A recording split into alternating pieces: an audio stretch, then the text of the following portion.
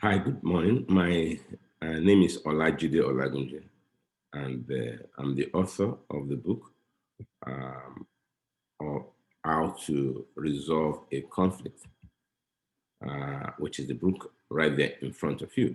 Um, this book guides our discussion in the uh, meeting you are attending right now as I speak, this lecture series titled How to Resolve a Conflict. This is lecture 29 in the lecture series, How to Resolve a Conflict.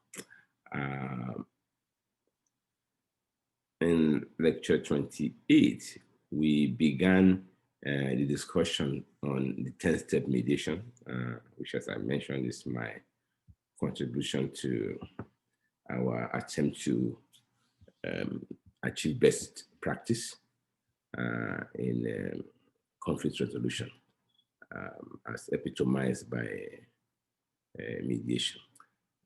So that's in chapter 6 of the book I just showed you. And the chapter is subtitled The 10-Step Mediation.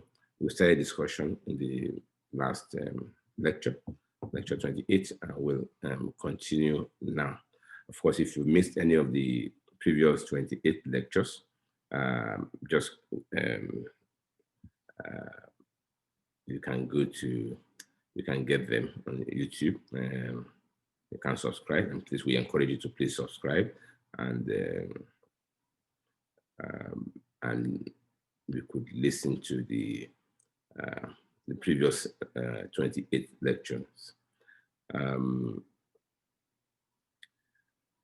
And let's continue the lecture, and let's read a bit from the book and from the chapter 6, the 10-step mediation. Finally, the mediator using the 10 steps must remember that the success of this process is completely dependent on one tool, a pair of good ears, for heartfelt, empathic listening, and that he or she is merely a mediator and must look for answers to the challenges faced by the parties from the parties themselves. It is their conflict. It is their conflict.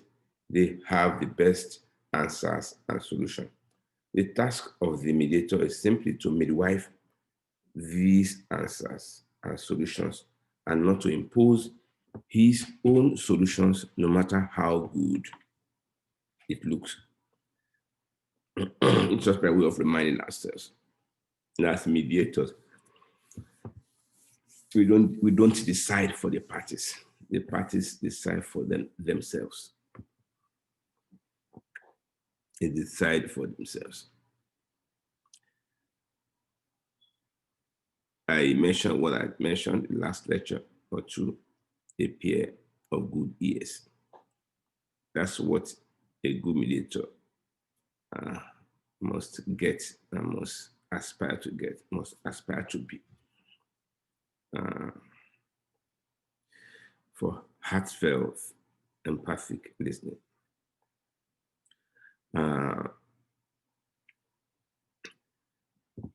And very important, the last point made there, that you cannot, as a mediator, as a conciliator, as a facilitator of amicable dispute resolution, you cannot impose your own solution.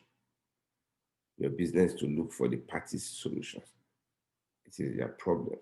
They are best suited to solve it, not you, mediator.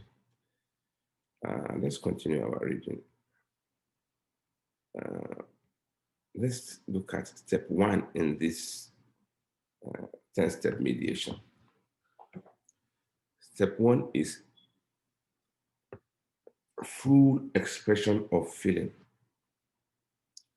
The very first step a mediator must take is to help each party express its feelings about their dispute as fully as it can. The anger, the pain, the shame, how they have been hard done by.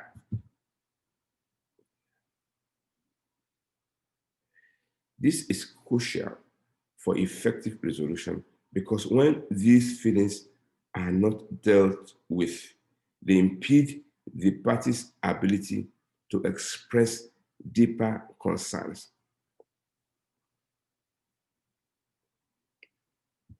Excuse me, and to think out effective options for resolution.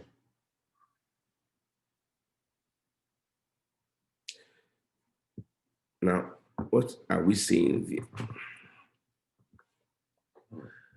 As I mentioned before, when there's a conflict, especially conflict that have been there and existed for some time, feelings are generated.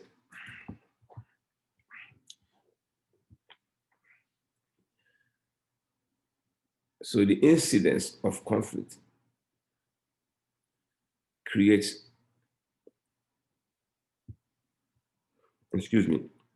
feelings, usually, almost certainly, a negative feeling, painful feeling. And so you don't rush into the resolution process without starting it with trying to understand the party's feelings, the feelings that have come up, that have arisen as a result of the conflict they're in. When there's a conflict, it's likely you feel bad, if I could put it, that crudely. So, what are you feeling? The mediator has a duty to find out.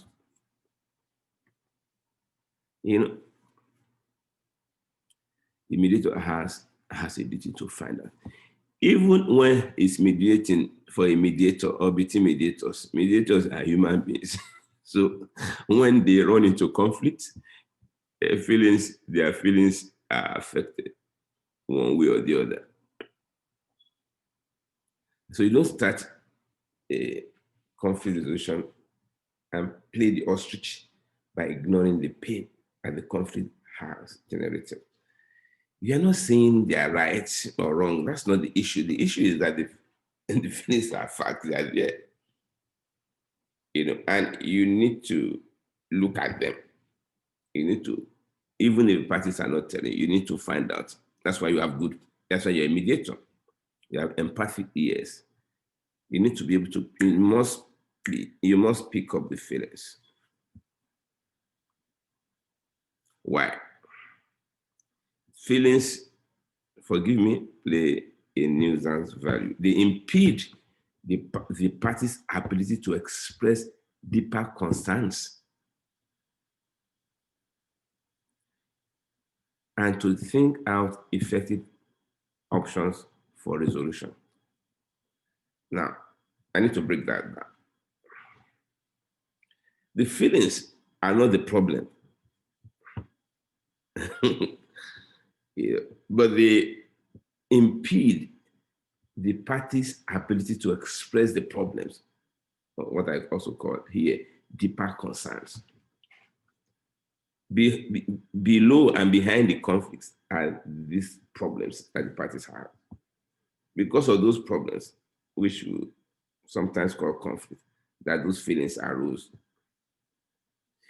And you may not be able to get to the root of the, may not be able to get to the root of the problem to understand parties' real concerns, as long as those emotional blockages are there. They are like a gateman, gatekeepers. They stand in front of the problem has generated them, has constituted them into roadblocks. And so you want to understand what roadblocks are here. Why? So that you can remove them as much as possible. So that you can then see what is beyond the roadblocks, what concerns, what problems, what needs. So that's one reason. Is you also need to deal with the feelings, understand the feelings. Of course, step 2 is to deal with the feelings, but we'll get there very soon. But first, to understand the feelings, so that when they are dealt with, addressed, the parties can think out effective options for resolution. Excuse me. So the party's ability to think out effective options for resolution is tied to them being able to feel better. So you need to help them feel better by understanding what they are feeling. Because if you don't understand what they are feeling, how can you make them feel better? So you need to help them feel better. So you can help them think better. People who feel better, who work hard emotionally, they are better thinkers. They're able to think emotions, in fact, all emotions, whether negative or positive, block ability, our ability to think. In conflict resolution, you don't just want to think, you also want to think out effective options for resolution. As long as you're angry, for example, the options will not flow. The mediator has to know that. That's why you don't rush them to agree when you have not looked at, understood how they are feeling at the gates of the process, at the gate of the process, at the beginning of the process, at the entry of the process. Yeah, so I know that there may be a tendency to want to say, "Oh, let's solve the problem. Let's solve the problem." Well, you cannot solve the problem without making them feel better. So you need to resolve the feelings in order to resolve the problem. Okay. So more importantly, as I read on, mediation is largely a healing process. It's a healing process. Why? Because human beings are involved. Human beings are involved.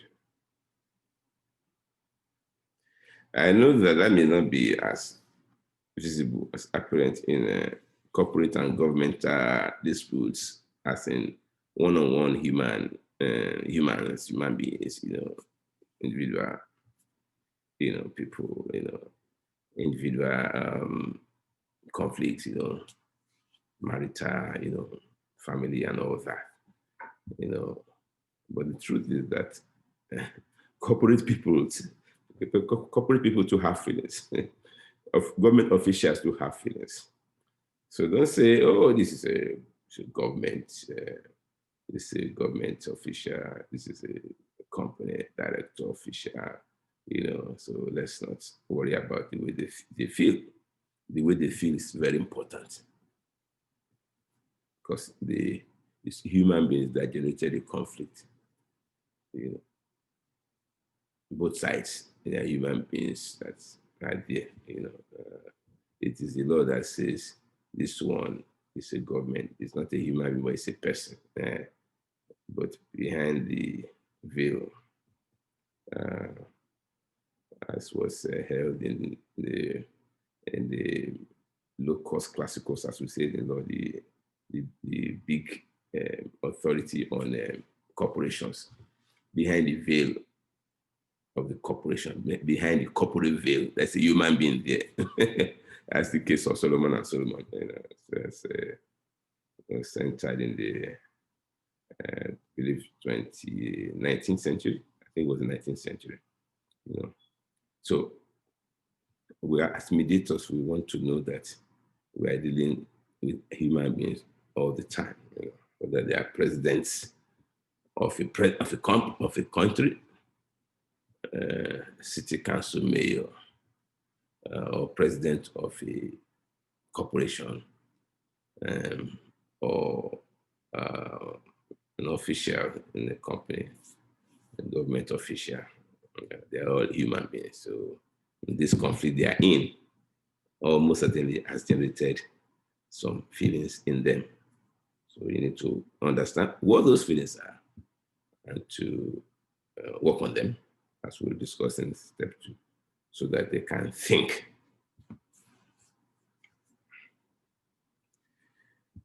Because you cannot think for parties. You're a mediator. You have to facilitate their thinking, not to think for them. Because no matter how attractive your thoughts may be, they will not solve the problem for them. It's only it is their conflict. It is the best way forward is their own options. So we said that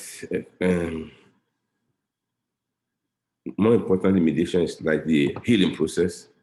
When the malice is not discovered, when the malice here is the feeling, it can hardly be healed.